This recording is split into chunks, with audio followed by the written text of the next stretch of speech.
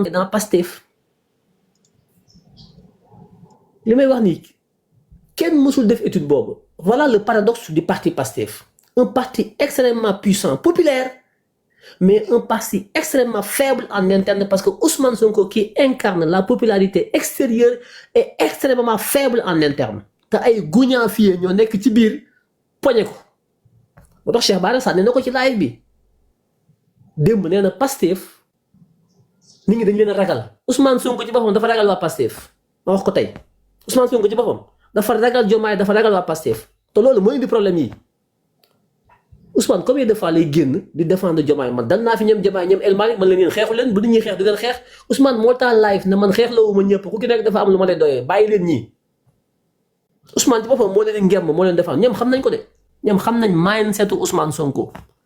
ci daraja Ousmane Sonko Ousmane mooy liggéey mooy ñaq mooy mbaam bi mooy liggéey ñoom ñu capitaliser ñoom dañuy capitaliser El Malick mi ngi sanse Diomaye moo falu ñoom ñëpp ñi ngi noos Ousmane noosagul de ñoom ñooy noos Ousmane mooy mbaam bi mooy liggéey ñoom ñu jëriñoo dañu poñe Ousmane Sonko ñoom ci biir parti bi téye parti bi nag def ko benn genre de dictature boo xam ne cadre yi kenn du yëngu toutes les structures du parti diaspora comme à l'intérieur Diomaye moo ko poñe parce que Ousmane dafa téye Diomaye dafa téye Ousmane plutôt c'est ça la triste réalité puissance Ousmane Sonko bii nit ñi di wax nii du ci biir Pastef de la puissance de Ousmane Sonko ci mbedd yi la ci kër yi la ci élection bi la ci campagne yi la foofu la Ousmane Sonko fooree te Ousmane Sonko sa faiblesse bu ci jógul nangu parti bi temps yii dama bind ne Ousmane Sonko na nangu parti bi modifier texte yi téye parti bi. merci parti day am foo xam ne bu fa tollee doole bi muy am la solution lay indi. voilà gis nga parti politique. fekk na mën nga pose foofu rek jégalu de bon ça c'est mon style quoi man j'aime xam nga si biir léeg-léeg mën nga xëcc benn fenn fa nga xam ne benn angle bu nga xam ne damay jël projecteur bi ma taal ko mu nit foofu angle boobu pour nga gën si leeral est-ce que man si sama gis-gis bopp bokk dama bëgg a xam yow loo si xalaat est-ce que newul ni Ousmane Sonko dafa am benn style bu nga xam ne soo nekkee ak moom man lu ma seetlu mooy dalay bàyyi si biir parce que def na ko fii ak yeewu askan bi à un moment donné nous-mêmes on était très frustrés parce qu'on se disait que Ousmane Sonko soxlawul waa yeewu askan bi lan mooy style Ousmane Sonko est-ce que nekkul du loolu lay dawal ba léegi te dinaa ñëw si solution peut-être yi nga mën a proposer wala maanaam de ton avis maanaam si nan nañ mën a régler problème bi mais moom man la ma seetlu mooy dafa mel ne dafa am benn style man dama koy tuddee style de la porte mooy style buntu mooy lan mais maanaam da ngay ànd ak Ousmane Sonko day xam ni yow lu ngay nekk di def lan la da lay bàyyi si biir mais à un moment donné da ngeen di egg si benn étape bu nga xam ne buntu mooy ubbeeku Ousmane Sonko mooy jàll yow nga mbëkk mur bi nga des est-ce que c'est pas toujours ce style-là qu'il est en train de faire est-ce que loolu tamit mun na ko def à chaque fois te su ma utiliser style boobu comme maanaam métaphore nu mu koy expliquer nii maanaam moom mu jàll sa buntu bi yow nga des loolu moo dal Khalifa Sall loolu moo dal Barthélémy Dias maanaam ñoom ñëpp soo xoolee ñoom ñoo dem ba mbëkkal ñoom seen bopp mbir bu toog Ousmane Sonko def leen dara est-ce que c'est pas la même chose aussi qu'il est en train de faire avec waa Pastef si biir voilà. Il y a une différence. ok parce que ñi nga tudd ñëpp bokkuñu ak ñoom parti coalition moo ñu boole. il a réussi cela te lu tax mu réussir ko mooy bi mu koy réussir parti bi yëpp dafa ànd ak moom. cette fois-ci c'est différent cette fois-ci la problématique est dans le parti ñi muy mbëkkanteel c'est pas ay Barthélémy Dias ay Khalifa Sall de ñi dañ ko infiltrer xam ay force am xam ay faiblesse am il faut que patriotes yi arrêté di jàppee Ousmane Sonko dafa baax mu sell mi on est en politique c'est un milieu cruel Ousmane Sonko doit être lucide et froid Ousmane Sonko n'est pas un marabout il n'est pas un imam c'est un homme politique porteur d'un projet de transformation d'une société c'est dans la lucidité dans la froideur quand il le faut qu'il faut gérer ce projet il faut qu'on sorte de ce carcan que oui dafa baax xol bee ko yërëm man doxuma ci loolu man je suis froid en politique comme Diomaye parce que boo froid. kenn toon balaa ngay continuer ci lii ma jox leen benn information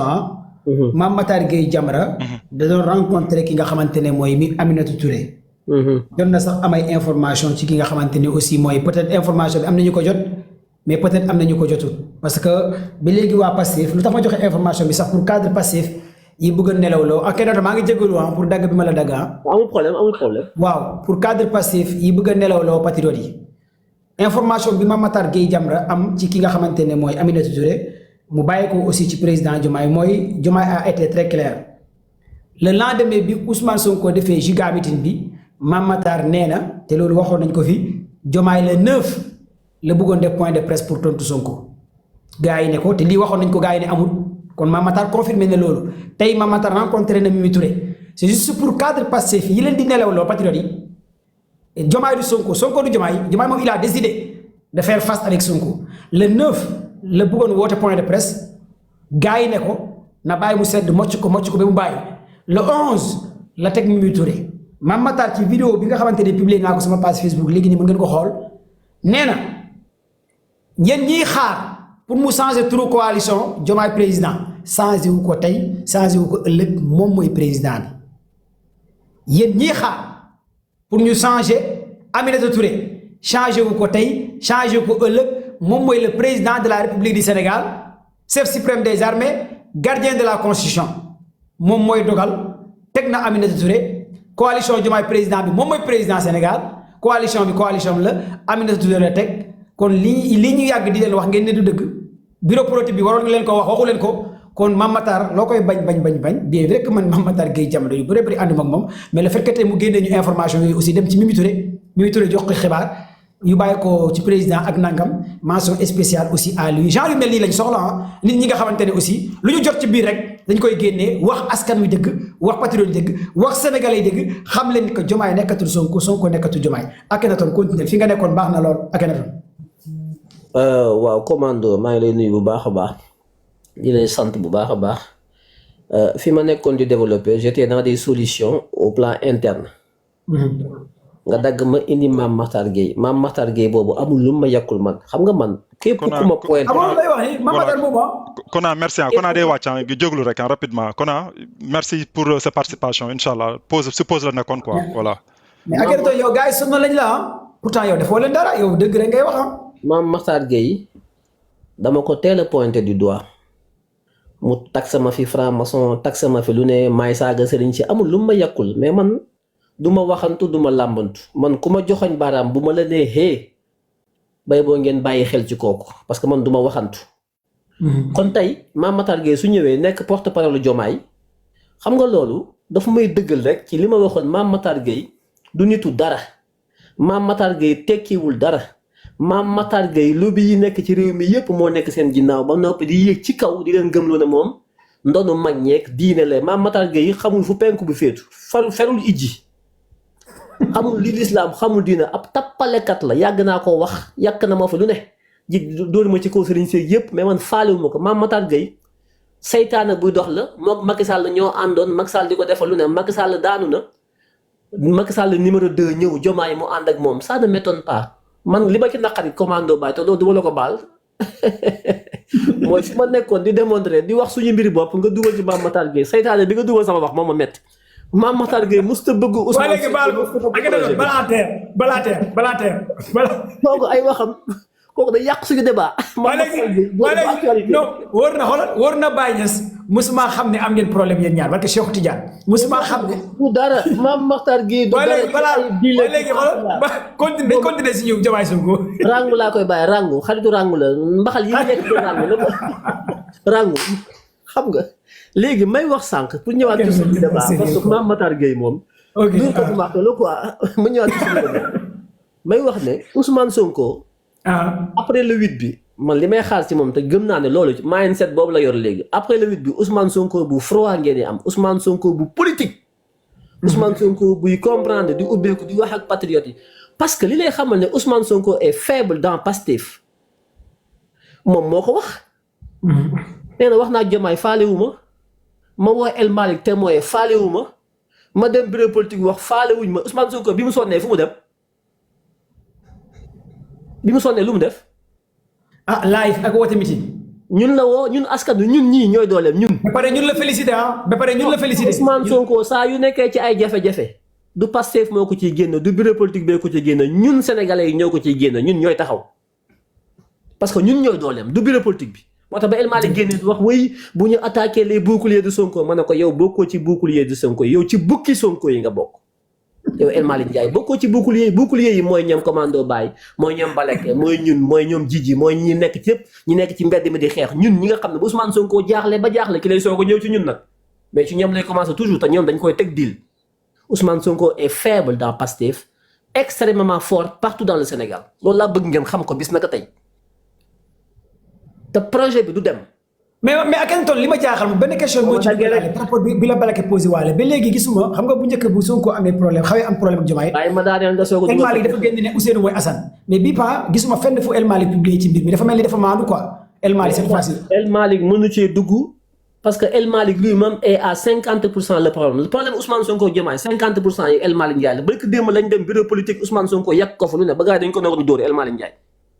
allahu akbar bu ko weddi waaw billahi parce que démb Ousmane Sonko am lu mu ko yàqul ne ko problème yëpp yow la mooy càpp fii càpp fee. El Malick gëmul Macky gëmul Ousmane Sonko gëmul Diomaye da leen jaxase pour toog moom ci boppam lay liggéey El Malick mosut a gëm genn mi ngi doon di sànce mel ne ku jëm baalu Wally Seck président Assemblée nationale c'est une honte xoolal comment il s'habille on dirait benn Congolais ay pantalon yu cëkk sol ay berluti non mais c'est une catastrophe ce qui se passe dans ce pays c'est honteux mu mel ne ku jëm benn soirée non mais c'est benn choléra président Assemblée nationale non mais man j'ai mal ce pays quand même le Sénégal c'est un grand pays c'est une grande nation il faut les hommes qui l'incarnent dafa war a am lu ñuy dégager mais El Malick Ndiaye boo ko gisee mu mel ne ku jëm soirée Wally Seck mais c'est pas possible vous avez vu comment il s'habille mais tubay bi rek moo seere mais costume bi tubay bi moo seere c'est pas sérieux de s'habiller comme ça l'état dafa am prestance am solennité am image de marque am dress code am protocole am nu muy demee mais di bondé di cëppi nga mel ne ku jëm ci làmb ji mais c'est pas sérieux dañ ko waxta dee non lii kenn xamul lu mu doon may wax ne Ousmane Sonko wax naa ko keroog ne modifier les textes du parti récupérer parti bi téegu gis nga très bonne solution nag très bonne solution fi nga nekk nii fi nga toll fii man damay démontrer man lu ma wax dama koy argumenter man du ma wax di sànni waaw man du ma wax di sànni lu ma wax dama koy lay teg ko ci ko taabal ji moo xam nit ñi d'accord nañu ou d'accord nañu mais dama koy démontrer Pastef c'est un parti révolutionnaire amul benn parti révolutionnaire au monde buy dox ci démocratie à 100% boo ko defee révolution bi du dem il faut que nga am loolu téye mooy le noyau de la révolution mooy le pouvoir du parti Ousmane Sonko su ko téewul Pastef du dem fenn duñ jot ci réew mi Sénégal du transformé parce que biir Pastef dañ ko infiltrer dafa am ñoo xam ne ils sont pas dans la révolution ils sont dans la jouissance ils veulent le pouvoir et l'avoir du pouvoir pour vivre nekkuñu ci don de soi ils sont dans le don pour soi ñun ñii ñooy def don de soi moo tax Ousmane Sonko bu jaaxle ci ñun lay ñëw ñun ñooy joxe ñooy xeex ñooy taxaw ñooy live bay 4 heures du matin heure bii may wax ak yow El Malick ma nga ca boppam Diomaye mi ngi ci boppam ñoom ñëpp ñu ngi ci seen bopp takk ay jabar di noos di tukki nekk ci hôtel 5 étoiles yi jël ay passeport diplomatique nekk ci première classe yi ñooñu nekkuñu ci ay don de soi ba ñuy xeex di xeex dëgg Diomaye xeexul El Malick Ndiaye xeexul Amadou Ba xeexul ñun ñi nga doon xeex ñoom kenn deewul seen waa kër yi kenn deewul c'est pas une révolution regarde-moi ça xoolal kii mu mel ne soirée Wally Seck kii mooy suñu président Assemblée nationale mais c'est pas sérieux regarde-moi cette image là tuwéem bi cëkk ji mu mel ne dégagement latéral xoolal dooguma la de mais titrage bi nuñ ko titré dañu ne lii mooy dégagement latéral mais xool ko mais Akhenaton fii nag du ci moom de ci tailleur bi la quoi. c'est pas sérieux. C'est quoi ça. non dañuy démonstration lii mooy dégagement latéral. kii mooy wax Ousmane Sonko la Chine tey dafa am fu mu jógee te dafa am nu ñu ko téye révolution chinoise. même la révolution industrielle. def formation pour après Diomaye moom moo war a nekk président Sénégal day jàng pour bu Diomaye pare moo war a toog. révolution mënoo koo def ci ab parti boo xam ne. dañ naan bureau politique bi mooy décider c'est la loi de la majorité qui décide la faiblesse de Pastef ce sont ces textes su Pastef yi ni ñu ko bindee au début c'est trop utopique texte Pastef yi xam nga c'est un rêve. te Ousmane Sonko su sécuriser wul Pastef téye ko comme ni Ablaye Wade téye woon PDS comme ni Macky Sall téye woon APR mu nekk benn chef Ousmane Sonko dañ ko mais crise bi lan la gën a révéler mooy Ousmane Sonko n'est pas le patron de Pastef xam nga ku nekk yaa ngi wax mais nit ñi li ñu war a teg seen baaraam dañu teg seen baaraam coow li Diomaye défier ni Ousmane Sonko di jël ay décision Diomaye li muy wane mooy Ousmane Sonko yow Pastef doo patron bi yow Ousmane Sonko yow Pastef moomoo ko doo patron wax na ko sax Cheikh Bara Ndiaye wax na ko xam nga Diomaye moom yéen a jàpp ne Ousmane Sonko mooy njiit li mais Diomaye pour moom Ousmane Sonko du njiit li te loolu c'est un danger parce que Diomaye mi ngi toog fi mu toog mais décision yi am biir Pastef Diomaye mën na am des décisions yoo xam ne da koy favorable ci biir bureau politique bu ñu minoriser Ousmane Sonko mais au nom de quoi Ousmane Sonko mi incarne le projet gën a xam projet bi mooy sonn pour ñëpp fal Diomaye fal ay député bu duggee bureau politique toog ne man sama xalaat lii la te xalaat boobu mooy xalaatu sénégalais yi parce que c'est lui qui incarne le cœur du projet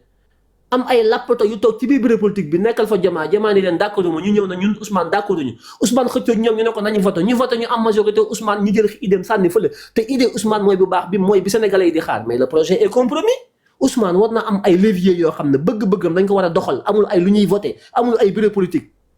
parce que Ousmane est l'incarnation du projet en alpha comme en oméga tey bu Ousmane demoon ñëpp dem kenn du fi des ñi fi des ñëpp ay lappato lañ c'est ça la vérité mais quelqu'un comme ça nañ ko jox pouvoir bu am doole waxuma état du Sénégal parce que l'état du Sénégal est une république organisée autour de la démocratie foofu waxuma foofu on a des textes Ousmane Sonko ñun ñëpp on est des républicains on respecte les règles du jeu républicain mais dans le parti Pastef le parti communiste chinois tous les pays qui ont eu à faire des révolutions mënoo ko def avec une démocratie la démocratie c'est une anarchie dans la révolution aucune démocratie ne s'accommode d'une révolution c'est une utopie mën naa ko wax te li may wax kenn du ko teggi fépp fu révolution am benn nit mooy nekk un visionnaire nekk un révolutionnaire nekk un porte-étendard de la révolution ñëpp topp ci ginnaaw bu jógee ñu jóg bu toogee ñu toog Ousmane Sonko li ko topp ci mbooloo Sénégal te bu duggee bureau politique il est faible bu génnee ci mbedd mi Sénégal gépp màbb bu duggee ci bureau politique toog réunion ay lappato yoo xam ne ay almbuuda yu tekkiwul dara di ko joxoñ baaraam c'est quoi ça c'est un bordel il faut que ça arrête il faut que ça cesse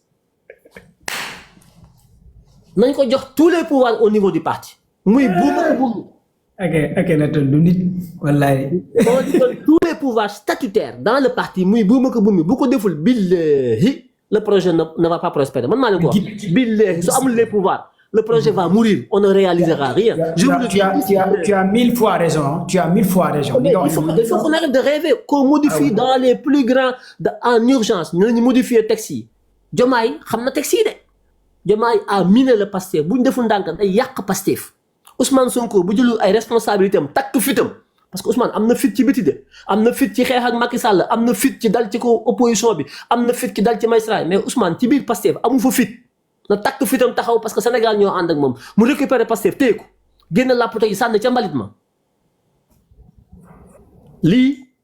moom lay daanelee comme solution en attendant je laisse passer la parole je reviendrai Pastef maa ko gën a xam Ousmane Sonko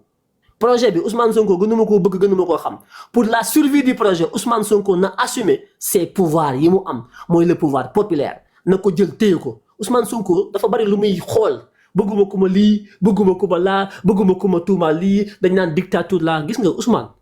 mënoo bëgg une chose et son contraire assume la force que tu as assume le pouvoir que tu as prends le pouvoir que Dieu t'a donné nga jël ko ci sa loxo yàlla moo la jox doole jël ko ne sois pas complaisant aussi parce que da ngay compromettre sa bopp compromettre projet bi compromettre ñun ñi nga xam ne parce que projet bi nag Ousmane ñun ay actionnaire lañ ci bëgguñu mu yàqu te bis bu yàqoo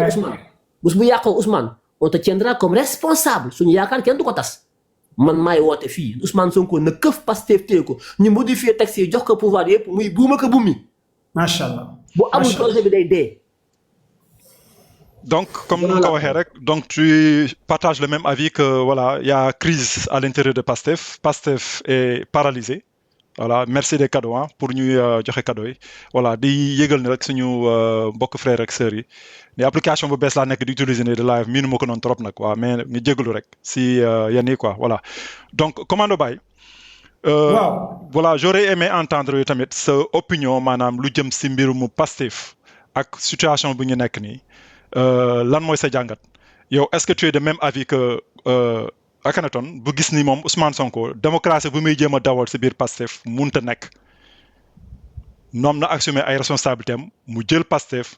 mu wane ni moom mooy kilifa gi te mu lu muy dogal mu mën a nekk maa ngi lay déglu. waaw xam nga li may wax ci li Akhenaton wax nag am na lu bëree bëri loo xamante ne aussi ànd naa ci ak moom parce que ku xam Akhenaton aussi xam na ne. loo koy bañ nitu dëgg la te waxam aussi jalum mus la parce que bokk na ci ñi yàgg a wax fii Sonko du Diomaye Diomaye du Sonko ñu koy saaga di ko wax lu ne moom Akhenaton man aussi pareillement 4 mois ci ginnaaw voire 5 mois wax naa ko Walfadjri wax ko Sénégal 7 Sonko du Diomaye Diomaye du Sonko ay patriotes ñoo ma doon taf di ma saaga di ma wax lu ne dégg naa ko ci yow sax bala ko yaa ma di wax muñal des fois nga woo ma nga ne ma commando ba lii dina jeex nangam parce que on est trop dans l'émotion ak sentiment te émotion ak sentiment bi moo ñu nar a gaañ xam nga sax ma dama naan Pastef moo fal Diomaye mais Pastef falul Diomaye su ma ne Pastef moo fal Diomaye mais Pastef falul Diomaye mooy lan bëri na ñuy voteel Diomaye bëgg Sonko moo tax ñu voteel Diomaye mais du ñu ay militant Pastef parce que militant fu nga am carte membre bokkuñ Pastef ñu bëree bëri Sénégalais yu bëri nekk ci diaspora bi tey voteel nañ président Bassirou Diomaye Diakhar Faye koo ci laaj ndax am na carte membre Pastef danaa la yoruma ko boo ko laajee mu ne Sonko moo tax ma voté Sonko moo tax may voté bëri na tey ñu nekk Sénégal ñu voteel président Bassirou Diomaye Diakhar Faye am bokkuñ Pastef tey boo leen doon laaj fu ñu bokk dañ naan Sonko la ñu bokk maanaam Sonko lañ ñoom du ñu Pastef Sonko lañ te Sonko bu amoon ay carte membre tuddee ko Sonko comme parti politique saa mu tuddee ko Pastef maanaam mooy ëpp doole junni yoon parti bii di Pastef pour gars yi comprendre li ma bëgg a wax d'abord Sonko boo man beneen parti politique mu tuddee ko waa àll bi ni man Ousmane Sonko maa créé parti bi def conférence de presse ne désormais bokkatuma Pastef léegi parti bii laa tuddee waa àll bi patriotes yi militants yi ñépp dañuy dem waa àll bi bàyyi Pastef kon Pastef falul Diomaye Sonko moo fal Diomaye loolu dama bëgg mu leer ci ñëpp Pastef falul Diomaye Sonko moo fal Diomaye ay maire ay pa ay xale ay sympathisants yoo xamante ne sax amuñ ay carte membre Pastef bokkuñ ci ay Pastef ñoom ñoo dem jàppale comme par exemple man commando ba ñu bëree bëri dañ naan man Pastef laa bokk te man bokkuma Pastef man sama mouvement laa yor je n'ai jamais milité dans aucun parti politique man Sonko laay topp pourtant y a des membres même bu ñuy def campagne élection présidentielle à Kaolack ak législative yi man maa géré woon communication bi yoroon micro bi di ànd ak honorable député ñoom Rokhaya Ndiaye ñoom Ababacar tous les responsables politiques yi nekk Pastef Kaolack man maa yoroon micro même Diomaye bu muy ñëw sax man maa ko présenté Ousmane Sonko bu muy def meeting Kaolack man ak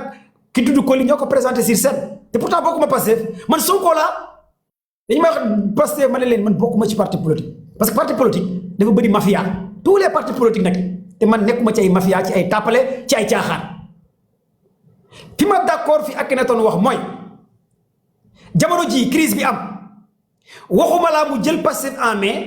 mais dafa war a raxas dëggantaan dagg ay bopp parce que dañoo àgg ci niveau boo xamante ne ay bopp dañoo war a rot Pastef parce que président Diomaye fu mu jëm mooy Diomaye il est en train de créer lu ñuy woowe Pastef bis maanaam président Diomaye ku yaakaar ne du créer parti politique wala sax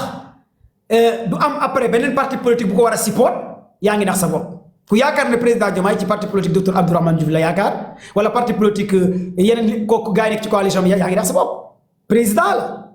kon du yaakaar ci les alliés dans sa tête bu demee ba war a ko créer beneen coalition Diomaye président kon dans sa tête war na xalaat ne foog ma am benn récépissé boo xamante ne man président Diomaye récépissé bii ci sama ndigal lay demee même bu nekk parce que bu demee benn léegi coalition bi di ko dissoudre il a défié Ousmane Sonko bu demee benn coalition Diomaye président du ko dissoudre il a défié Sonko bu demee benn docteur Abdourahmane Diouf Mimi Touré du ma leen dàq il a défié Ousmane Sonko muy deuxième fois bu demee benn Ousmane li muy wax wala nangam day attaquer les institutions il a défié encore mais bu demee aussi ba jàppul kenn ci gars yi maa ngi koy wax di ko waxaat combien de fois Amadou Sall le fils de Macky Sall bokk dossier moom ak ñoom Wally Seck doomu Amadou Ba beeg ñeneen yi ci gën a bëri ci ñoom ñu ngi ci kaso bi waaw sama gars yi luy ndeyu ba léegi Amadou Sall doomu Macky Sall kenn du ko lancer mandat d'arrêt international xanaa dañoo gën juddu wala dafa bëgg ci yax bu rëy pourquoi ñu lancer mandat d'arrêt contre Madiambel Diagne mandat d'arrêt contre Doro Gueye le fils de Macky Sall bokk ci blanchiment des capitaux bokk ci loo xamante ne ay association des malfaiteurs ñu lancer mandat d'arrêt ay yeneen sénégalais mais lan moo bloqué le fait de lancer mandat d'arrêt Amadou Sall loolu day wane rek le jubal jubante bu ñu doon prôné avant ñuy accéder au pouvoir son excellence nekkul ci loolu agenda boobu mu ci agenda Macky Sall te lii nag yàgg nañ di leen ko wax mais peut-être nag Vous ne voulez pas entendre la vérité. Parce que la vérité, ça sonne mal à l'oreille de sourd. Voilà quelqu'un qui a dit que vous avez dit. Vous avez des patriotes qui ont dit que vous avez dit député, ou des DG, ou des ministres qui ont dit ay 50 000 100 000 nga yor portable am di cëppi ci ginnaaw ministre DG bu benn commando bay waxee dëgg doo ko bëgg a dégg bu benn Akhenaton waxee dëgg wala Kolité Ngala doo ko bëgg a dégg parce que da nga naan commando bay day këpp sama yalewaan kon donc li ñu war a xeex mooy le mal est profond comme que le président Bassirou Diomaye Diakhar Faye son excellence ki jiitu Sonko topp ci ginnaawam Faye Biram Penda Waagaan am na fit am na courage il maintient sa coalition Diomaye président ñu koy encourager bu baax mu président Bassirou Diomaye Diakhar Faye ak képp ku nekk ci coalition waaye ki ñuy topp ñun Sonko en personne na dëggal boppam raxas récupérer Pastef wala moom Sonko na dëggal boppam créer propre parti politique boo xamante ne da koy tuddee waa àll bi bu nekkee Pastef d'accord attends ay gali bala ki fi ma toll dafa am solo fi ma toll nii bu nekkee amul puissance ci biir Pastef pour mu wane doolam ñun Ousmane Sonko dañu koy ñaan suba nag génn sax moom mu bàyyi leen Pastef mu créé parti politique ñu xool Ousmane Sonko moom kese bu génnoon moom kese laa wax de mu génn créé beneen parti politique ne léegi waa Pastef El Malick Diomaye gars yi bàyyi naa leen seen parti man Ousmane maa ngi dem man Ousmane Sonko maa ngi dem mu bàyyi leen parti bi moom comme que ñoom bugguñ jubal bi jàll comme que ñoom bugguñ la vérité jaillira comme que bugguñ ñu def reddition des comptes comme que bëgguñ ñu jàpp ñi rey xale yi comme que bëgguñ nangam bu demee ba Sonko di taxaw Sonko na taxaw carrément ne kat j'avais voulu bëggoon naa def lii ak lii mais nag ci biir parti bi nee nañ am na ñu ma fi jiitu nee nañ mënumaa def nangam nee nañ lii ma bëggoon a def ci biir parti bi mënuma koo def pour sauver Sénégal parce que système bi laay ñi ma àndaloon yaakaaroon naa ne ay révolutionnaire lañ mais malheureusement duñu ay révolutionnaire na Ousmane Sonko taxaw wax ak ñun. ne kat sama gaay yéen ñi ma àndal yéen patriotes yi parce que Sonko moo ñu jaajëfal barke démb bu mu génnee léegi Akhenaton mu ngi koy wax mu ne yéen patriotes yi nekk ci réseaux sociaux yi maa ngi leen di jaajëfal waxul DG yi de waxul ministre yi waxul député yi dafa ne yéen xale yi yéen patriotes yi gis naa seen taxawaay maa ngi leen di jaajëfal mais ñun tamit Sonko am nañ droit ne la jox la suñu xalaat mooy lan bu nekkee yaa téye Pastef daggal ay bopp ci biir Pastef daggal ay bopp ànd nañ ak yow képp koo xamante ne kulu naa la bukki bu sangoo deru béy daggal bopp bi mu leer nañ ñu validé ñu jàll ci keneen képp koo xamante ne nekk na ci biir Pastef nekk pion nekk élément système Ousmane daggal bopp boo buggee dagg bopp nag ci biir gars yi bañ ne doo dagg bopp bàyyi leen Pastef très bien Ousmane bàyyi leen Pastef boo leen bàyyee Pastef nga créer sa propre parti politique nga tuddee ko tàmbali ci Ousmane yem ci moom wala nga tuddee ko Sonko parti commando dama lay dagg comme ni nga ma daggee woon sànq fii may ma ko rek 1 minute. ñëw man am na foo xam ne li nga wax yëpp d'accord naa ci mais bàyyi bi d'accorduma gis nga man commando. waaw maman merci maman Diatta merci pour les cadeaux. waaw man gëwuma xeexu gis nga patriote révolutionnaire du bàyyi. gis nga fii Sonko amul lu muy bàyyi li nga wax yëpp d'accord naa ci na dagg ay bopp d'accord naa ci mais gis nga su bañee dagg ay bopp su bopp yi buñ dugalul guillotine bi bopp yi Ousmane nañu woo ñu ñëw dugg ci biir parti bi dagg jàppale ko ñàdd ñuy dagg bopp on ne lâche rien de bàyyi wuñu de créé wuñu leneen Ousmane mënut a créé benn mbir 10 ans dox ci feebar ci naaj tàng fu ne mu dugg fi ku nekk dina paaje ci doole Ousmane di dem di leen fi bàyyi loolu dafa yomb un révolutionnaire n'abandonne pas un révolutionnaire l'idéal passe wala nga dem tëddi Caaka Njaay sëgu cimetière Caaka Njaay ki Ndar on ne lâche rien on ne va pas réinventer la roue nous avons déjà une roue il n'est pas question que Ousmane Sonko di dem fenn demuñu fenn ñii dañuy xeex ak ñoom ci biir Pastef Ousmane na dagg seen bopp yi su ko mënta dagg mu wooñu ñu ñàddil ko ñëpp dagg par bopp di seen sànni ci àll ba demuñu fenn je suis contre cela on ne va pas créer une autre roue la roue elle est déjà inventée on est en mode révolution li ñuy xeex ak Macky Sall pour Sénégal baax duñu ko def ba pare am ay lappato yoo xam ne ay almbuda toog ci biir parti bi di fontoo Ousmane Sonko su ci Ousmane Sonko téye nañu woo ñu ñàddil ko benn par quatre leen sànni ci àll ba on n'invente rien d'autre on garde le passif c'est le passif n'appartient ni à Diomaye ni à ses réseaux il n'appartient même pas à Ousmane Sonko le passif c'est notre patrimoine national su ci Ousmane Sonko tëlee nañu woo demuñu fenn ma delloo la kàddu gi. ok merci Akhenaton ci intervention bi ma continuer rek c'est juste que le mal est profond léegi nag àgg nañ foo xamante ne ci sommet bi ñaari coalition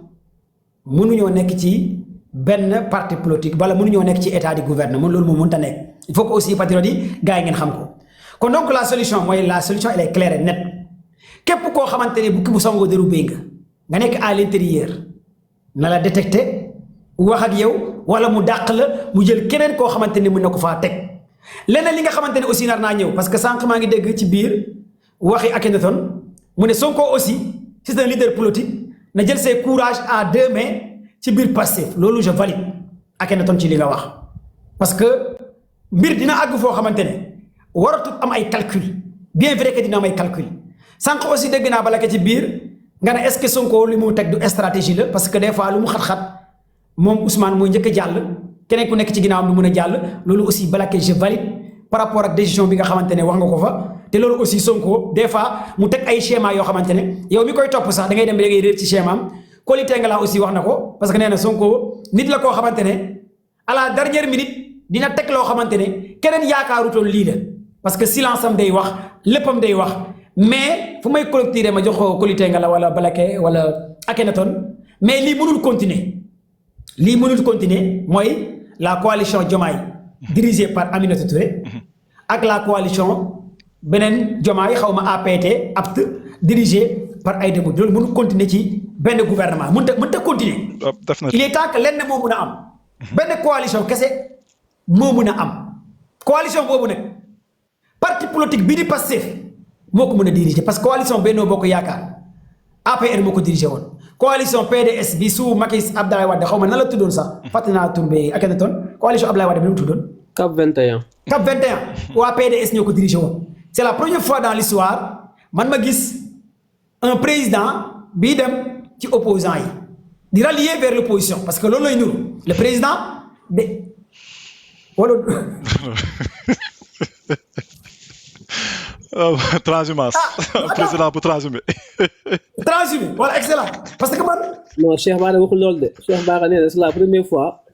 sàcc bi au lieu que sàcc bi ñëw sàcc coffre-fort bi moo dem ci sàcc bi ne ko sàcc ma coffre-fort bi dox. nee na moo dem sàcc bi ne ko sàcc ma. waaw. au lieu que sàcc bi ñëw ubbi coffre-fort bi dafa di mais coffre-fort bi moo jóg fekk sàcc bi toog mu ne sàcc bi kay sàcc ma. mën na ko mënuñu ko blâme. xam nga man dama yàgg a gis ay président yu ñëw jël seen parti politique jiital ci ay coalition mais président bi dafa ñëw ne coalition Diomaye dugal leen turu Diomaye ci biir coalition bi rek tant que turu Diomaye baa ngi nekk ci biir coalition bi man dama jàpp ne pour ma tooñ sama mbokku séeréer yi sax comme que maay seen buur est-ce que moom jàppul ne tant que turam moo tudd coalition bi rek Diomaye président 2029 aussi moom mooy nekk président sans ñu voter parce que man je comprends pas maanaam moom non Diomaye bi daal bëggul kenn dindi ko ci biir tur bi maanaam pour moom dafa mel ni dafa jàpp ne bu ñu dindee tur bi dootul nekk di président mais c'est-à-dire j'ai pas compris en fait. non en fait parce que le fait de dire. voilà allez-y. xam nga Diomaye bu ñu jaawale ñaari sphère maanaam ñaari milieu bu ñu jaawalee l'état bu ñu jaawalee état ak parti il faut que ñu dissocier ñu xàjjale ko ba mu leer ci bopp ñi ñuy déglu Diomaye Bassirou Diomaye Faye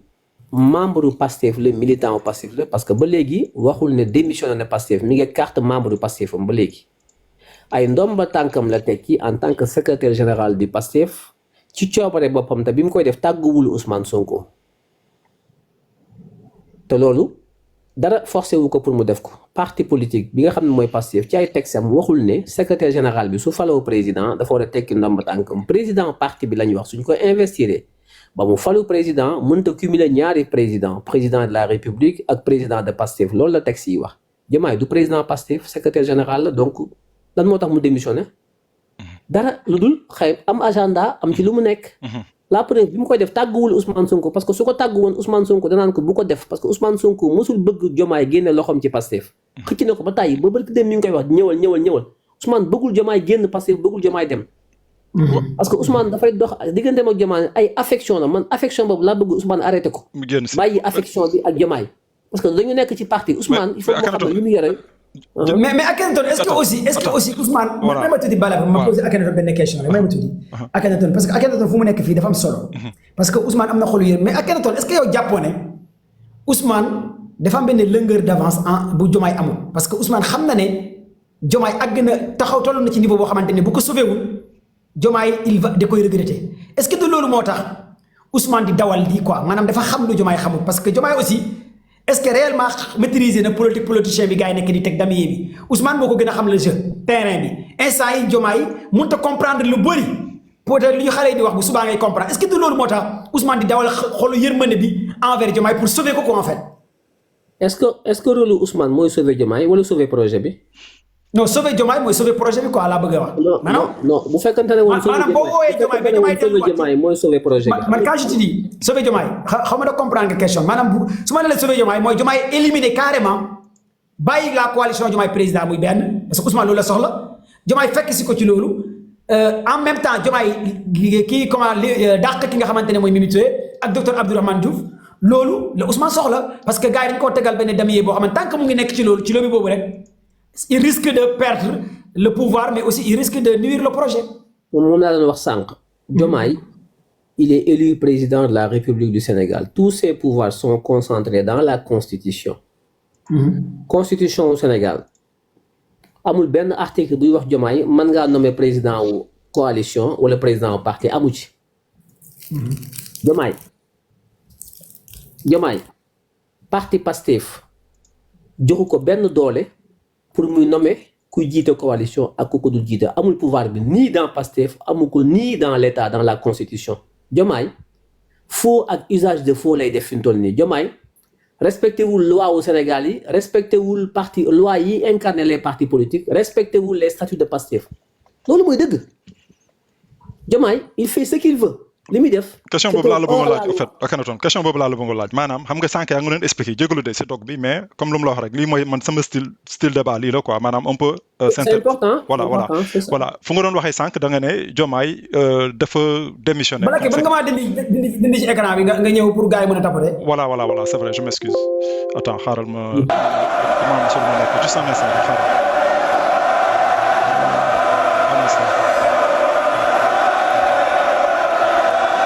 Voilà, c'est moi qui vous demande de bugger juste un instant.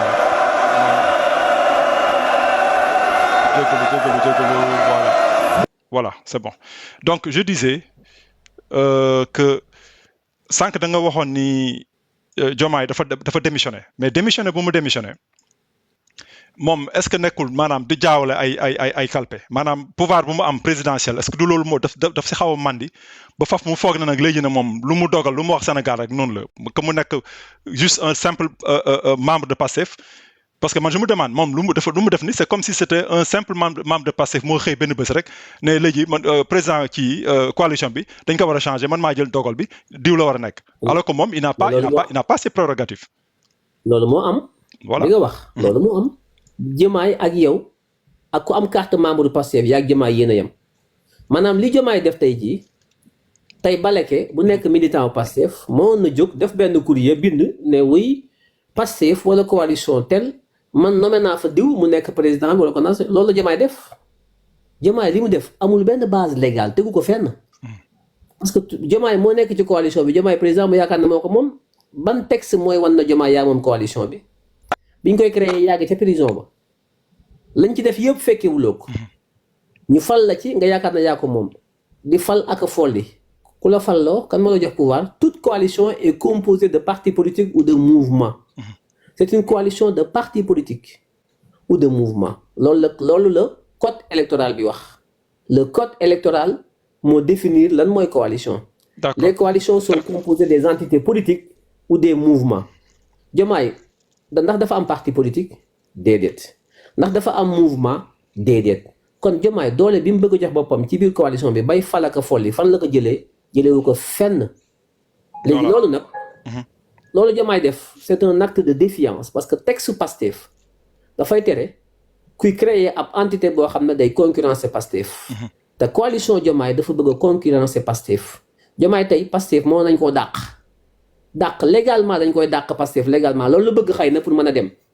xam nga mi ngi bëgg a dàq Ousmane Sonko bëgg koo dàq ndax bu ko dàqee coow bari mais xëy na moom dafa bëgg waa Pastef dàq ko ngir mu mën a trouver une excuse pour ne dañ maa dàq dem naa sama yoon dafa bëgg a dem de. léegi nag mais bëggul dem dafa bëgg dàq. voilà merci si cette belle intervention. Bon, je vais revenir si Koli Tangala. Tu peux rebondir un peu Koli Tangala, mais on va bouger un peu. Parce que là, il faut que il faut que nous sachions ñu amal affaire ñan lañ lan moo nekk seen bopp lan moo nekk seen xalaat lan mooy dooleewu Jomaay lan moo may fitu Jomaay ba muy def lu muy def nii maanaam moom si lan la yaakaar il faut que nit ñi ràññee loolu tamit voilà Koli Tangala fekk ne mën nga ñëw si loolu on va maintenant étudier maintenant qu'est-ce que si lan la Jomaay yaakaar pour mën a def lu muy def nii parce que soo xoolee le 8 dafa am lu mu tekki le 8 dafa am maanaam benn lu nga xam ne ça a été historique musul am Sénégal et la personne de Diomaye le président du Sénégal continue et persiste dans ses actions sans faire maanaam dafa am si lu mu yaakaar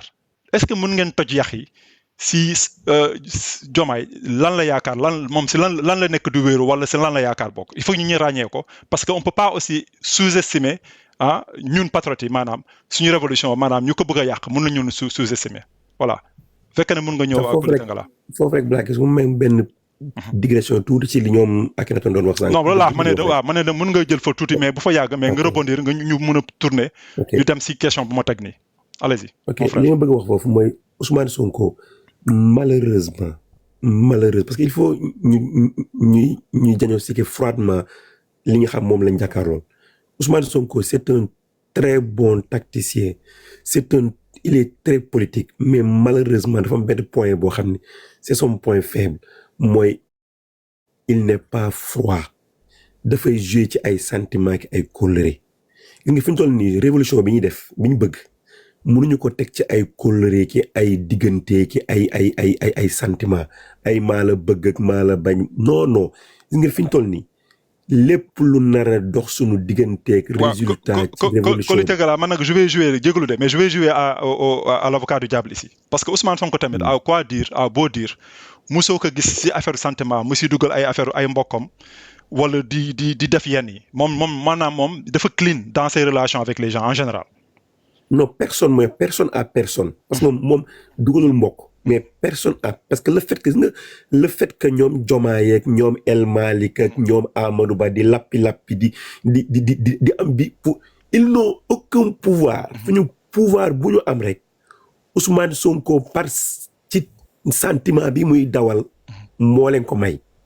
il faut mu nekk un leader froid buy rendi gis nga man ce que je veux mooy Ousmane Sonko ndax moom mi ngi koy junju mais ba tey dama yaakaar ni ñemewu ko ndax déglu naa ci ay intervention ba tey muy jël exemple sur le parti communiste chinois muy jël exemple sur la révolution chinoise mais la révolution chinoise y a combien de morts des milliers et des milliers de morts ñun nag ñaanuñu yàgg egg ci ay morts physiques mais il doit les décapiter politiquement gis nga fi ñu toll nii ñoom ñoo miine fu ñu toll nii li nga xam ni mooy ascension pour mu eggoon au pouvoir actuellement encore ils sont en train de miner li nga xam ni mooy projet bi nga xam ni mooy ak sa posture léegi nag li ko waral ñoom ñëpp si li ñuy jouer mooy ci jouer ci sentimentalisme di ko jox somnifère di jox patriote somnifère ay Sonko mooy Diomaye mooy Sonko ci ku dugg seen diggante ñi seen diggante dama siy maanu affaire de loolu yëpp ça nous retarde actuellement Pastef est miné de traîtres l'Assemblée nationale est minée de traîtres te fi ñu toll nii yàlla jox na ko benn aura populaire boo xam ne Ousmane Sonko il n'a pas gis nga Sénégalais ils ne sont pas des pastéfiens lui moom loolu la war a comprendre gis nga Sénégalais xamuñu sax Pastef li fa xew ci biir. lu leer nga wax il doit comprendre que les Sénégalais sont des Sonko. c'est des Sonko xaw ma Sonko yéen xaw ma Sonko. sont des Sonkistes. voilà te ci biir sonkiste yi am na benn majorité boo xam ne dugg nañ ci niveau boo xam ne mooy niveau de fanatisme donc fi ñu toll nii dafa war a utiliser cet escalier pour réformer tout ce qui se trouve autour de lui. gis nga Ousmane Sonko même bu dee les textes du Pastef nee nañu décision ñi lañ ko war a jël ni il n'a qu'à tout violer bu génnee na bis ni ki tey dàq naa bis bu taxawee ne dàq naa Amadou Ba Pastef je te jure sénégalais yi dàq Amadou Ba Pastef bis bu toogee na dàq naa El Malick Pastef il ne sera plus légitime aux yeux des sénégalais donc il doit utiliser cette Torah bu nekkee fii di jéem a continuer ay démocratie gis nga la démocratie c'est l'opium du peuple la démocratie les occidentaux ils ont utilisé ça pour jox nit ñi somnifère ñalawloo nit ñi démocratie ça n'existe nulle part bu ñu jaawalee l'état ak le parti dans ci niveau parti il doit être une dictature à niveau parce que moom la Ousmane Sonko sans lui rien n'existe politiquement autour du Pastef rien il y a aucun ñoom ku gën a rëy si ñoom bu mën a taxaw rassembler ñaari nit bu Ousmane Sonko contrer mënul nekk donc il doit utiliser ce pouvoir là pour mën a raxas li xew actuellement sinon bu ko deful il faut l'amener à l'abattoir parce que ñoom ñëpp fi ñu toll ni mos nañ nguur pour rien au monde ak daana wax ne Ousmane Sonko béy la de ku koy rendi rek mu commencé yuuxu du nga fàtte mukk non mais bu mu yem ci yuuxu nag léegi na commencé rendi il doit devenir un lion mais je vais jouer à l'avocat encore du diable est-ce que nekkul aussi si maanaam nu muy doxali ne yëpp dafa am benn transparence bi muy wone au peuple sénégalais encore une fois de plus comme moom affaire place du affaire xëccoo parce que am na yenn politique am na yenn action yi nga xam ne soo ko jëlee automatiquement ra gars yi mën nañ si jaar def si ay manipulation est-ce que du loolu moo tax chaque fois il a cette patience de montrer aux gens parce que xam nga nii moom nguur tiitalu ko xam nga alal tiitalu ko moom defar Sénégal rek moo ko ñor te nii la ko waxee. non mais la patience a des limites nga fi toll nii les Sénégalais actuellement ñoom ñëpp dañoo mel dañ leen assommé ndax ñun nag gis nañ que il y a la trahison partout day génn dëggal loolu que il y a la trahison partout il faut que je prenne mes responsabilités j'élimine tous les traîtres gis nga bu ko defee les Sénégalais ils vont adhérer à 2000%. Il a cette légitimité gis nga ni bu la yàlla mayee dara da ngay xam ni Ousmane Sonko dafa mel ni xamagul li ko yàlla jox xamul li ko yàlla jox mu téye gis nga wallaahi azim man su ma amoon pouvoir Ousmane Sonko am non mais je te jure am loxo non mais xoolal bala ke may ma tàggoo fii mais Koli Tengala yow pouvoir Ousmane Sonko am boo ko amoon da ngay coup d'état parce que Abdou Diouf bëgg nga ko fi coup d'état yow jamono non man je suis comme ça man wallahi azim man je crois pas à la démocratie. yow danaa jaraloon ba nga nar a dem armée non Koli Tengala mu ne def année boobu jaraloon na ma dem armée ko mais kii ni koy ak kenn doon gis nga ku la gën a dee Koli Tengala mi mu ne jamono Abdou Diouf da ko jaraloon mu def war a dem armée parce que boobu dafa mel ni Abdou Diouf pour mu nekk militaire wàccee Abdou Diouf quoi. te moom man gëmuma démocratie bi ñu parce que démocratie bi ñëw c'est falsifié c'est piloté depuis nga fi ñu toll nii li ñuy wax na ay Koli Tengala waaw gis nga révolution xam nga lu muy signifier la révolution ce n'est rien d'autre que le guide d'un seul homme visionnaire courageux un vrai homme courageux qui est visionnaire derrière lequel suit une forte masse populaire lii mooy révolution exactement gis nga révolution dañ koy wax ci làmmiñ Sénégal bariwul ay révolution Sénégal ay làppato la bari yàgg naa ko wax y a pas de révolutionnaire révolution du caaxaan yow ay wuy sama rakk la tuddee na ma doom ba may wax ñaan da ko tuddee doom ay xarit la ñu tuddee na ko doom mais c'est un plan ñoo ko tey xam nga ñuy xeex ay tuddante ay doom ay sama doomu ndey la ay sama rakk la ay maay moom mooy man ne ñii mais ñii nañ dem kër Ablaye Mbaye Peex Akhenaton baal suñu ànday nag bul dal suñu ànday non mais il a raison Blacky mais xam ngeen lu révolution ñoo ko tey wallaay ñoo ko tey pour ñelal Ousmane Sonko gis nga ay tuddee doom yi on arrête quand même nga tuddee doom yi pour nel xoolal Diomaye bi mu commencé di dérouler plan am nit ñi commencé wax mu dem jël doom tuddee ko yaay Ousmane Sonko te mu am yaay am ndey am ay sœur am lépp pour nelawal ko mais Ousmane Sonko il faut mu génn foofu tant que génn sentiment yooyu xoolal il va échouer na génn foofu. d'accord waa gars yi may leen commande bàyyi mu tàggu. maa ngi jégalu. voilà day dem parce que ñun fii. waaw fii il est 3h du matin daa fa ma war a teel a dem nii 3h du matin moo jot fii nii Sénégal et voilà xam naa voilà comme que ay kilifa lañ ma bàyyi beneen kilifa bi Akhenaton mais Koli Tengala moom maa ko gën a doon kilifa. waaye ndaw see la woo rek wuyul. mais Akhenaton ñu lay jaajëfal vraiment xam-xam nga fi wax balaa may tàggatoo di la jaajëfal baax a baax encore de plus di la ñaanal yàlla fi nga ko samp foofu la Sénégalais yi bëgg nañ la patriotes yi nga xamante ne bëgg nañ dëgg aussi bëgg nañ la di la topp parce que yombul nga porte benn discours boo xamante ne depuis jamono yi Amadou Ba bu mu nekkee mandataire je me souviens sax mës nañ daje ci benn live ki ministre de la justice bi fal temps yi nu mu tudd secrétaire Ibrahima Sall Ibrahima Sylla. Azri Ibrahima Sall léegi ay costume la jama keroog gis naa ko mu jam benn costume cravate bu leer mu ne ko mais copain yow temps yi xaalis commencé naa dugg de mu ne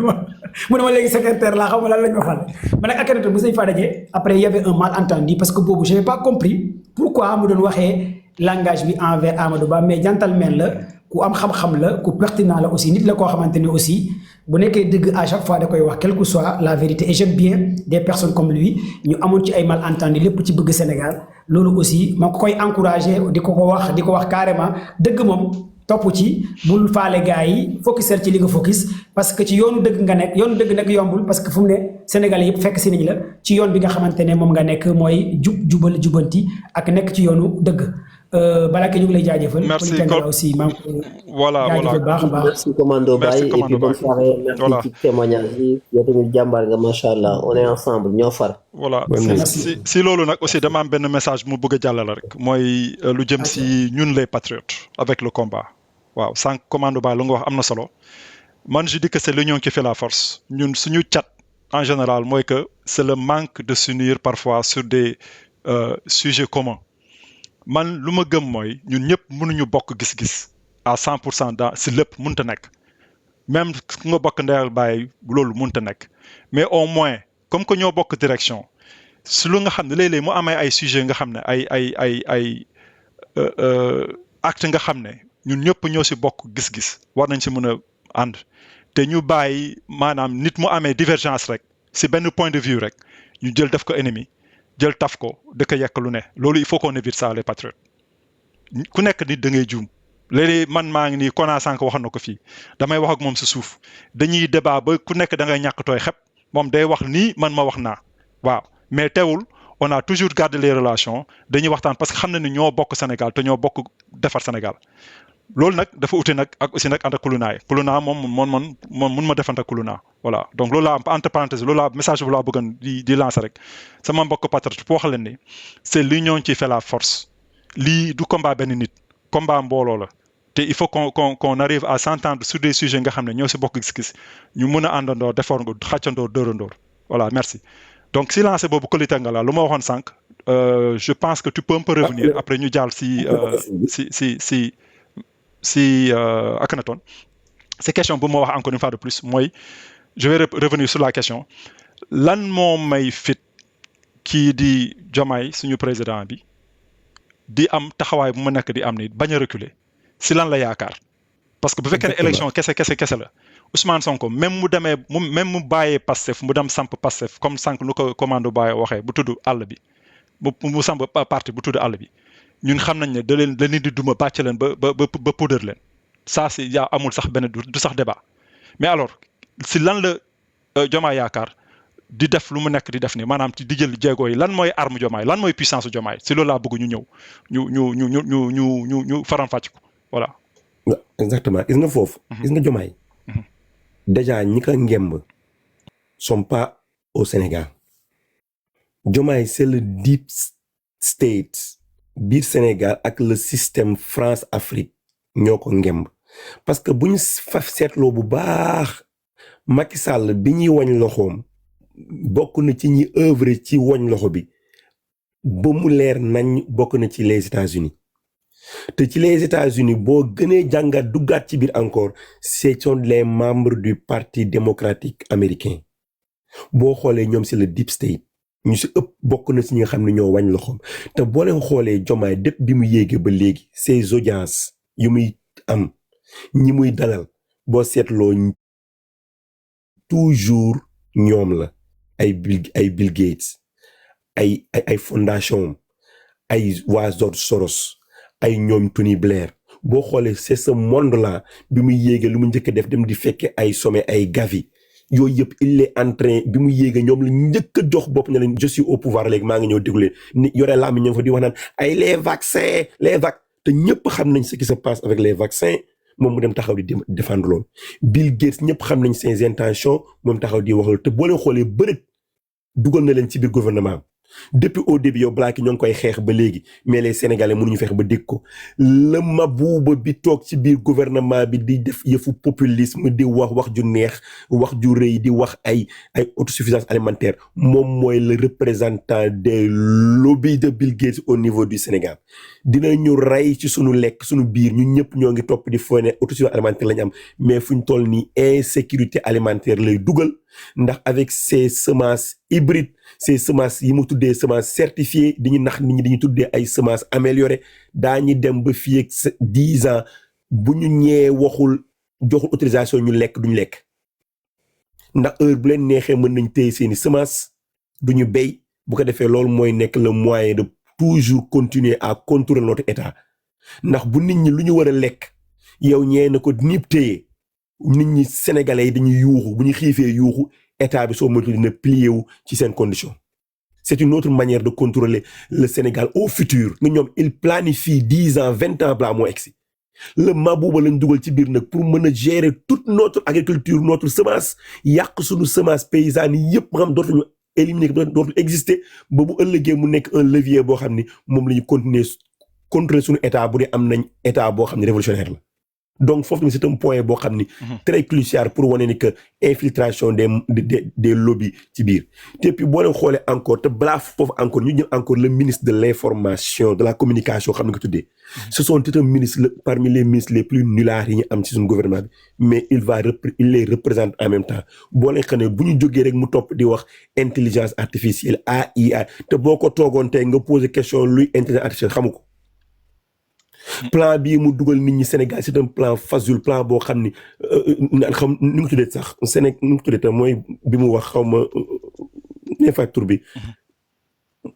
mooy plan bi mu joxe rek xaw ma Sénégal xaw ma lan. new green deal waaw new deal arnaque bu mag la parce que couverture su ma jëlee exemple couverture bi muy wax naan dañoo bëgg atteindre à 80% couverture du Sénégal en 2030 le Sénégal a déjà atteint 89% depuis presque mën naa wax ne que 2019 moom mu taxaw di wax léegi tous ces milliards yi ñu ci dugal seen poche la jëm ay naxaate la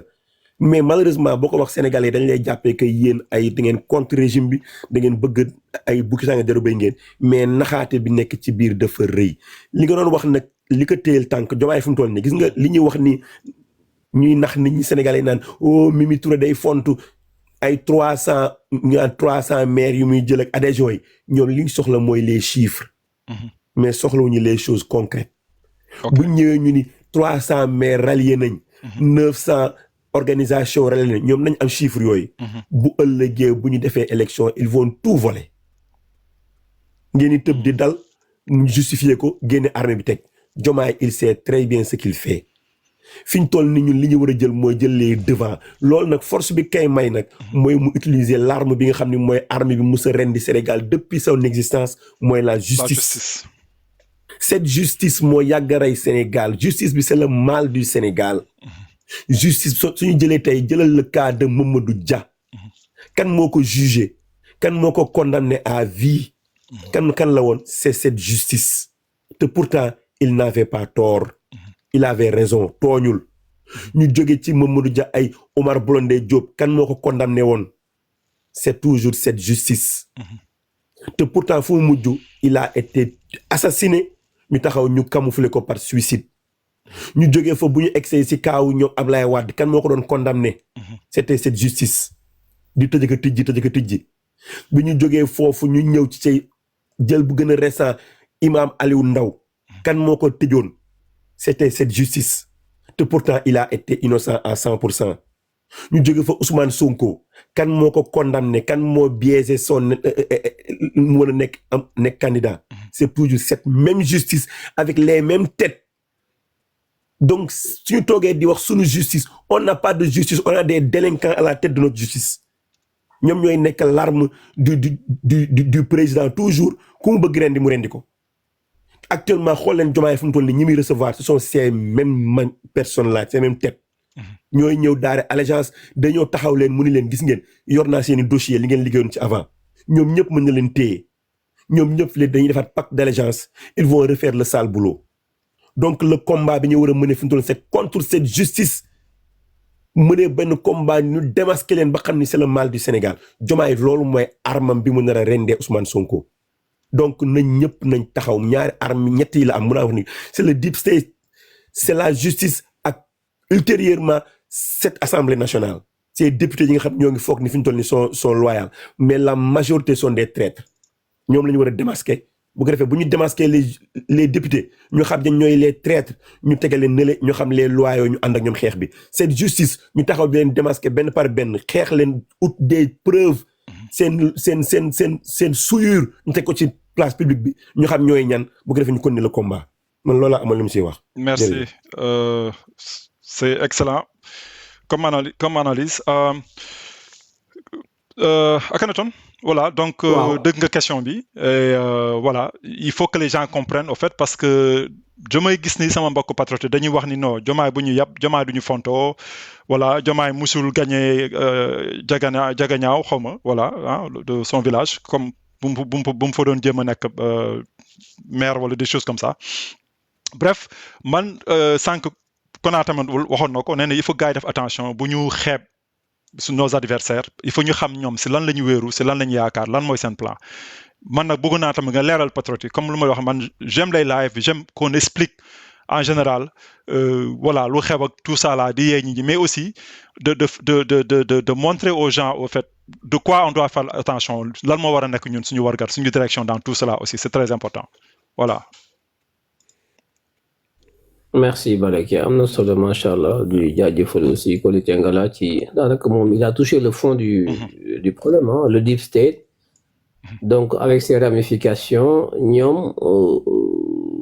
s'ils ont une démocratie bu leen favorable tout c'est bingo s'ils sont dans un pays où l'opinion publique n'est pas favorable à leurs opinions ils sont minoritaires ils trichent avec les règles du jeu loolu patriote dañ ko war a xam Sénégal bokk na ci dëkk yi nga xam ne ñoom xam nañ ne Sénégal ñoom démocratie sénégalaise bi mënu leen a falal seen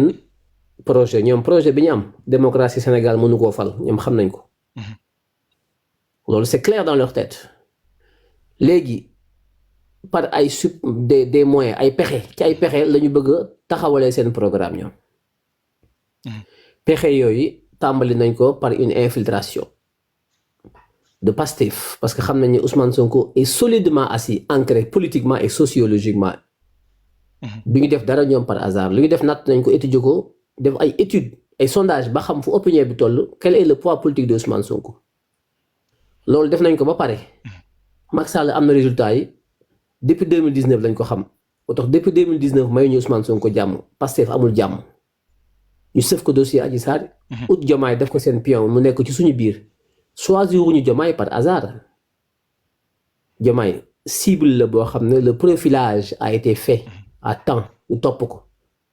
xëcc ko former ko préparer ko man mii di wax ak yéen tey naa leen defal benn révélation exclusivité macha allah ñëwal bokk 2022 am na ku nekk biir Pastef ku jege Pastef koo xam ne jot naa ci ay information ci kulunaa yi fi nekkoon ci ay ministère ñoo xam ne pare woon nañ pour diviser Pastef en deux en 2020 2021 bi Covid bi jeexee juste stratégie bi mooy jël ay nit yu jege Ousmane Sonko jox leen xaalis dafa leen ay promotion ci seen liggéey préparer leen pousse leen pour ñu tas Pastef scindé ko en deux li may wax ni ñoom ñi may waxal xam nañ li may wax ñi ngi may déglu ñi ko doon dox xam naa leen ki nekkoon ci ginnaawam xam naa ko ki doon dox loolu pour Macky Sall la xam naa ko te ki doon dox loolu tey mi ngi taxaw pour dugg ci gouvernement wu Diomaye. c'est pas possible. Billahi su ñuy réussir seen coalition bi Ousmane Sonko génn gouvernement bi su ñu paree ci coalition bi ñuy taxawal ni ñoom di ko xëccoo bu ñu paree coalition bi mooy le contenant dafa am ñu mu war a contenir le contenant mooy la coalition mu war a contenir des gens yoo xam ne ñi ngi taxaw ci coalition bi la ñuy dugg pour dugg ci gouvernement bi am na ñu war a dugg ci gouvernement bi kenn koo xam ne moom moo waroon a diviser Pastef démb bi mu nekkee un puissant ministre dans le gouvernement de Macky Sall ciblé woon na 1 à 2 personnes yoo xam ne defoon nañ choix pour mën a tas Pastef trahir Ousmane Sonko trahir le projet. loolu lu garaaw laa leen di wax am na ci koo xam ne dama ko woo téléphone ne ko diw mu ne ma ne ko far naa ci yooyu bëy na yow bëgg nga def lii ak lii ak lii ak lii jël nga saal bërëb sàngam jour sàngam dugg nga ci bureau sàngam toog nga ak diw ak diw ak diw ak diw proposé na de temps ci xaalis pour que nga tas Pastef ay éléments yu leer laa ko jox jour ak yëpp xam nga jour boobu lu mu def kooku ponkal la ci Pastef mu ne ma taalal sa caméra ñu def appel vidéo ma ne ko lu tax maag yow mosuñuy wax appel vidéo mu ne ma dama la ko ñaan ngir yàlla defal sa caméra vidéo ma ne ko mais pourquoi mu insisté ne ma defal sa caméra vidéo ma insisté ma ne ko ok ma def sama caméra vidéo man ak moom mu toog ci bureau ma di ko xool mu di ma xool mu jël kaamil teg ci kaw kaamil ci kaw bureau bi di waat ne loolu amul mu rappelé ma kaamilu Alioune Sall ba ak kaamilu El Malick bi barki démb xam nga man dafa am yu ma xam yu bari ñoom dama leen a xam tey ñoom ñooñu ñoo taxaw ñoo ànd tey taxaw pour dugg ci biir gouvernement bi parce que ñoom ñëpp benn lañ may wax ne l'état profond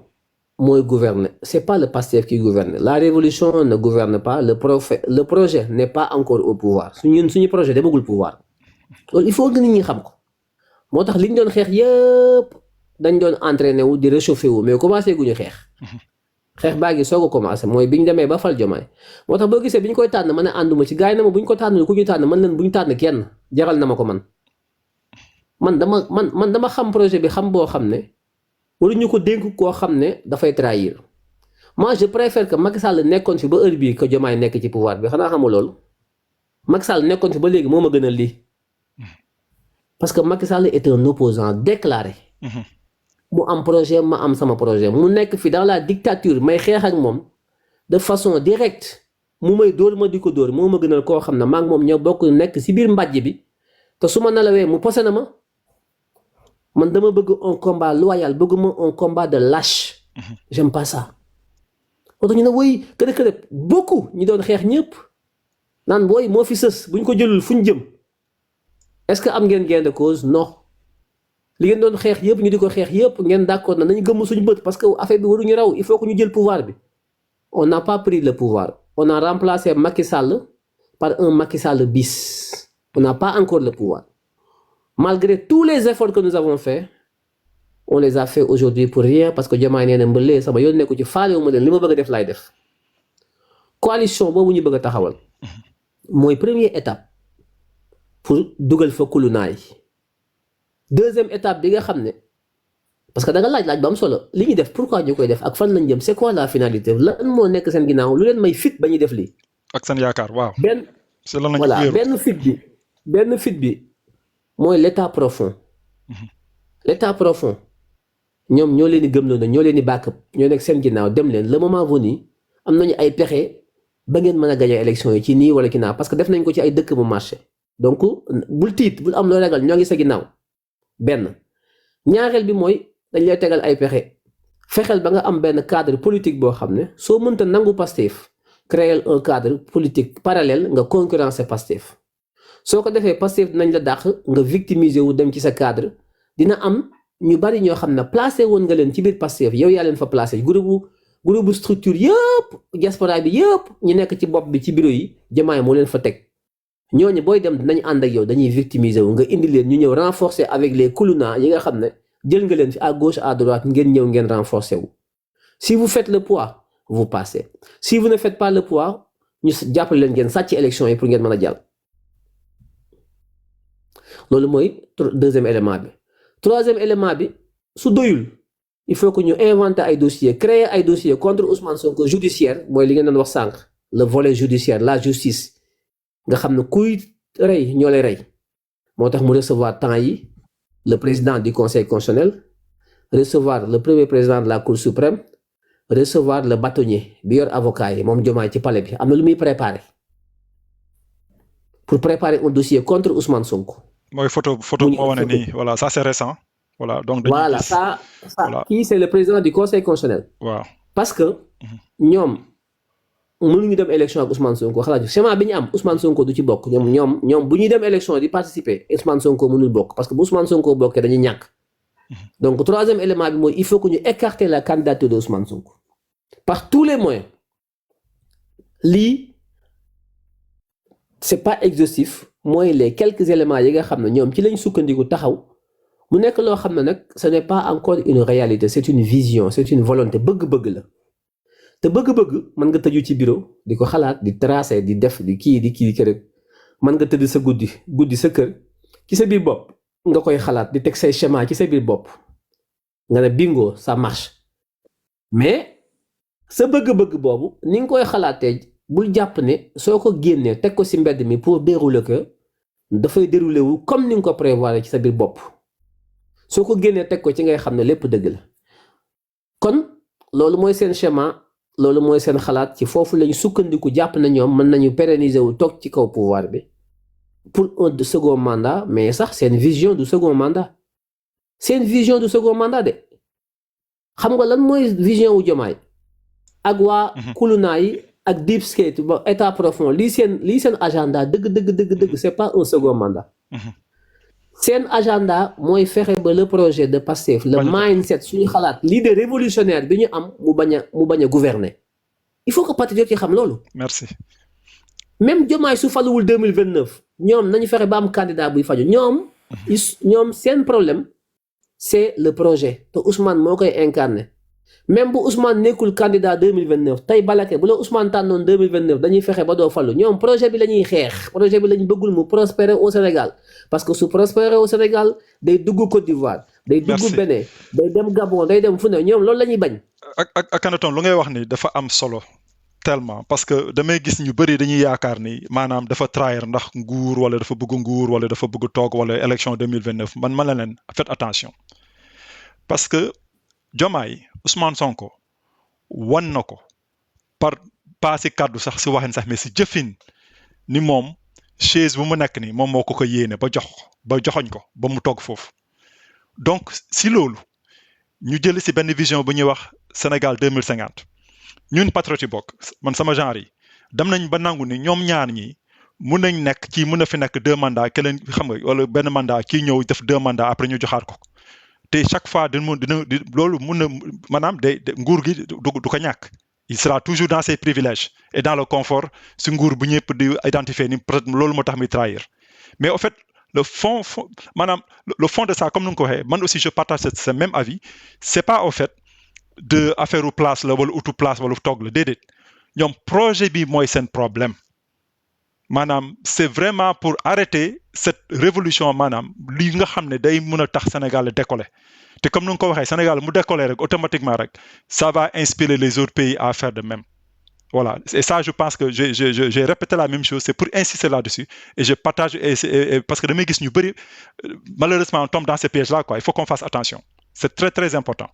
voilà jégalu nag si dog bi et tu continues toujours dans cette lancée lan la ñoom si lan lañ yaakaar maintenant et aussi je veux aussi nga laal tuuti quelles sont les solutions maanaam ñun patriotes lan la ñu war a mën a taxawee pour faire face à ça parce que comme je dis man chaque fois j'aime aussi donner des solutions qu'on trouve des solutions. Voilà. Solution yi dafa am ñaari taxawaay. En interne comme en externe. ñi nekk ci biti muy les militants et les sympathisants c'est la majorité ñoom ñooy enjeu bi l'enjeu du projet. L'enjeu du pouvoir, c'est la majorité sociologique, mooy la population, les électeurs. Boo amee une majorité électorale, tu tiens le pouvoir. Mooy ñi nekk ci biti mooy les militants et les sympathisants mooy ñun ñi mooy les liveurs mooy la communication mooy les éléments de langage la pédagogie. xam nga suñu live bi Pastef décidé wu ko Ousmane Sonko décidé wu ko ci suñu bonne volonté ci suñu don de soi lañ ko defee. Dans l'intérêt du projet kon ñun ñooy ñi nekk ci biti di am ay initiative di def ay live di faram-fàcce di taal xel yi pour xel yi xam loolu mooy premier pilier bi deuxième pilier bi c'est au plan interne dans Pastef mooy les structures de Pastef avec Ousmane Sonko le bureau politique les coordinations les sections communales les coordinations départementales mooy l'appareil de Pastef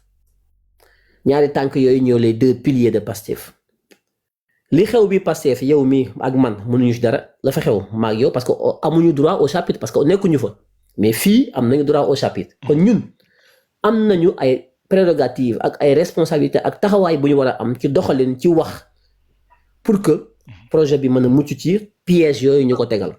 mais ñoom ñi nekk en interne aussi am nañ taxawaay ak ay stratégies yu ñu war a teg yoo xam ne mooy tax projet bi dox mucc ci yooyu ñun boo xoolee dans l'opinion publique majoritaire du projet ñun ñi nekk ci biti plus ou moins amuñu problème ci la vision amuñu problème ci stratégie amuñu problème pour défendre le projet parce que nous l'avons déjà démontré dans le passé ba joxe ay bakkan cotiser def lépp ñun les militants les sympathisants ñun xam nañu projet bi xam nañu le saveur bi li muy saf xam nañ lim ñu jaral te lim ñu jaral joxe nañ ko joxewaat ko te tey lañ gën a pare pour joxewaat ko ak suba ak gannaaw suba ñun nous sommes des convaincus il nous faut de temps en temps peut-être organiser wu ci yenn stratégie yi di yëkkateendoo di tegandoo